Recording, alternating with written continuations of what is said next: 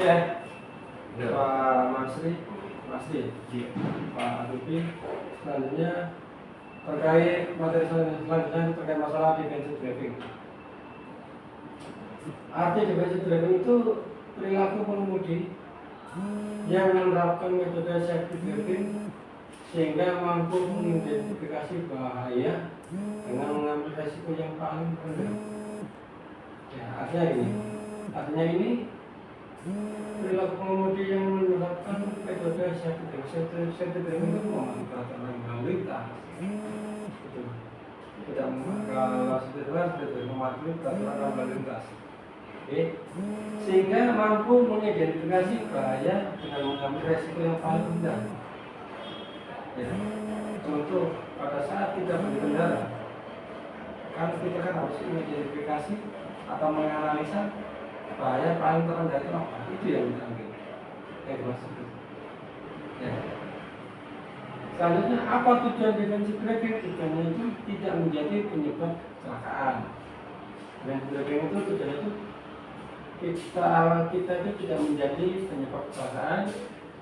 Kedua, tidak menjadi pemicu kecelakaan. Jadi kita itu terjadi kecelakaan itu bukan dari kita, pemicunya. Itu yang dimaksud. Nah, setiap kecelakaan itu kan ada yang namanya pemicunya. Nah, itulah yang dimaksud jangan menjadi pemicu kecelakaan. Selanjutnya, tidak terlibat dalam kecelakaan, artinya itu tidak terlibat dalam insiden dalam segala hal. Itu yang dimaksud. Tidak terlibat dalam kecelakaan. Oke? Oke ya? Ada pertanyaan nggak kira-kira? Iya. Selanjutnya, nah ini contoh potensi kecelakaan. Contoh potensi kecelakaan yang pertama nih, jalan tanjakan, jalan turun. Nah, kita harus punya analisa sebelum kita tiba di jalan turunan. Sebelum tiba ya, jalan 15 meter atau 20 meter, pastikan menggunakan titik yang paling rendah. Jangan sekali-kali menggunakan netral, titik netral. Karena apa? Jika kita menggunakan titik netral, nanti pastikan pada saat pengiriman itu pasti berat. Ya, pasti berat, tidak ada tekanan. Nah, begitu sebaliknya, jika kita akan melewati jalan tanjakan sekitar 20 meter, pastikan menggunakan gigi yang paling rendah. Jangan sampai kita sudah di pertengahan jalan menanjak, kita menggunakan overgi atau mengurangi giginya. Dan betul, nanti dipastikan takutnya mesin mati sehingga unit kita akan mundur. Itu ya. Selanjutnya gambar yang kedua, contoh potensi kecelakaan ini ada pengendara motor ibu-ibu. Yang sebelah kiri ada ibu-ibu sen kemana? Kanan atau kiri? Kanan. Sebelah kanan sen kiri. Nah, kita sebagai pengendara, kita analisa pengendara ibu-ibu ini. Pastikan namanya ibu-ibu kan seperti itu. Nah, alangkah bagusnya kalau kita di belakang pengendara motor seperti ini, juga seperti ini, klakson aja sampai pengendara motor itu atau ibu-ibu itu memberikan jalan kita, memberikan jalan untuk mendahului pengendara motor itu. Nah, selanjutnya yang contoh yang ketiga ini potensi selanjutnya yang ketiga ini ada pertigaan. Ini jalan yang utama, ini jalan dari yang tidak utama.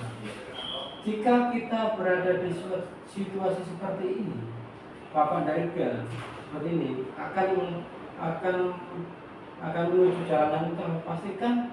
Pastikan dahulukan jalur yang utama dulu. Pastikan utamakan jalur yang utama. Setelah dipastikan jalur yang utama, Bapak baru melanjutkan perjalanan. Ya. Karena apa? Jalur yang utama ini saya pastikan itu pasti kencang. Ya. Oh ya, ini contoh potensi kecelakaan yang nomor 3. Selanjutnya, contoh potensi kecelakaan yang nomor 4. Ini ada kendaraan muatan yang tinggi atau yang berat. Nah, ini contoh ini Pak contohnya Pak. jika kita berada di belakang unit truk seperti ini, pastikan kita hindari, kita jauhi. Karena apa? Yang dikatakan pada saat ditanjakan, unit ini tidak mampu, atau unit truk muatan berat ini tidak mampu maju, pastikan unit truk muatan berat ini pasti mundur, pasti akan mengenai kita atau unit kita, atau mengenai bapak-bapak sebagai driver. Nah, alangkah bagusnya kita hindari muatan berat, contoh truk muatan berat kita hindari aja, kita menjauh. Iya. Ya, ya. Selanjutnya yang nomor 5, contoh potensi kecelakaan yang nomor 5, contoh seperti ini.